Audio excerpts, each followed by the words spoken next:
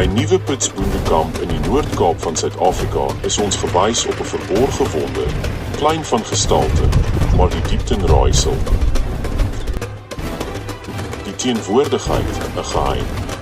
Min het dit gesien, nog minder het die stilte daarvan beleef. Versigtig bewaar deur die eienaars van die plaas, bly hierdie klein skat grotendeels onbekend. En tog is dit 'n wonder wat elke mens ten minste een keer in hul lewe moet sien.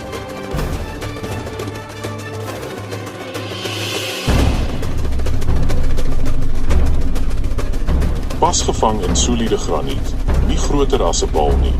Hou dit water so helder soos glas wat in tyd vasgevang is.